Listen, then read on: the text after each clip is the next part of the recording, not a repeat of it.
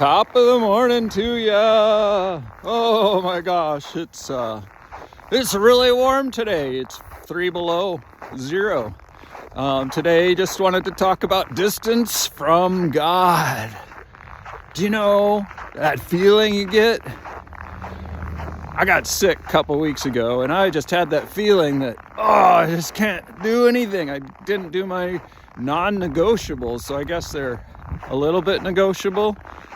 All I did was get up, go work for a little bit, and then eat a little bit, go to bed early, get up, take medicine, go to bed again. I did that for like 7 days. All I did was just barely enough work to get by. I didn't get all my work done, basically. And I didn't. And I just survived. And I'm like, oh, okay. But then I started getting this feeling that set in that said, you're far from God. You didn't do your scriptures.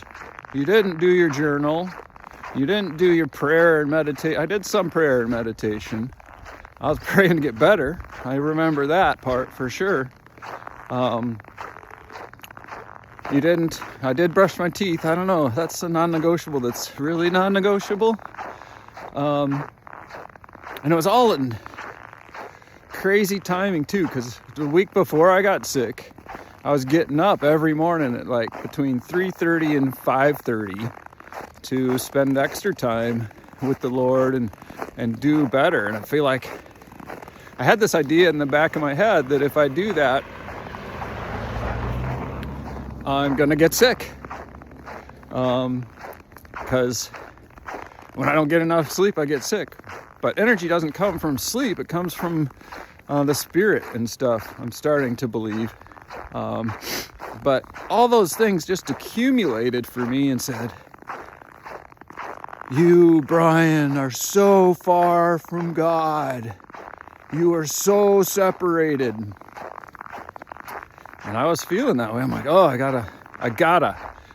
When we start singing that tune, I gotta. That's a sign that we're under the law, that we're not living in grace. We're not living in the gifts that God gave us. I gotta do this. I should have done that. I gotta. And I like how Tony Robbins says, quit shoulding all over yourself. Pretty fun pun on words there. And I sat down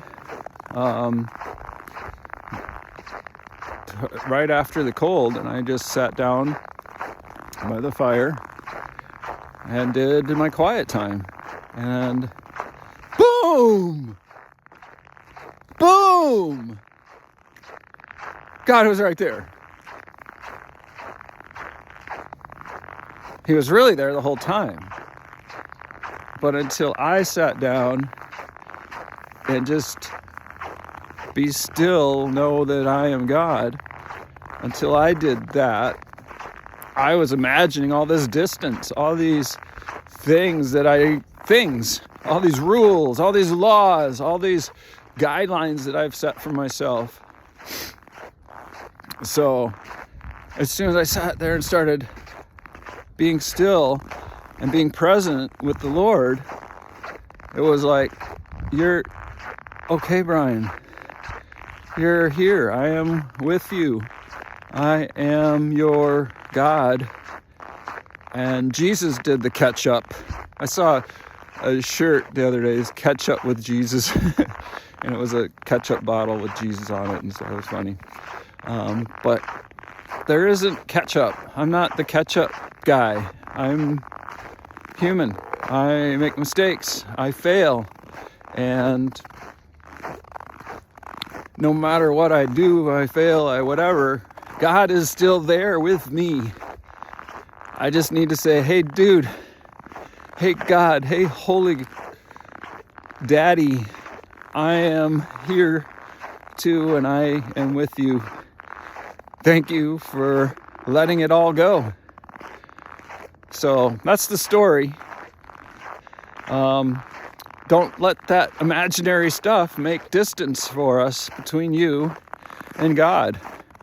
Down in the notes below this video, write down 1, 2, or 3 things that you notice that you accumulate that create artificial distance between you and God. Imaginary distance between you and God. Because God is there.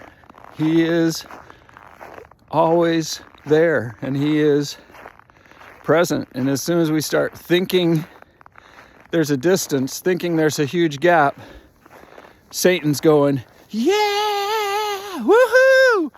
I've got Brian thinking he's not there.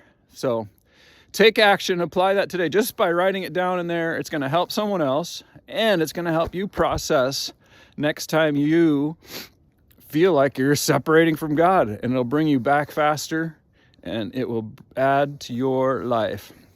If this sounds good to you and you want to join me, we've got a community called The Community for Kingdom Family Leaders. You can check that out. Reach out to me, and we'll get you hooked up with our group. You be blessed.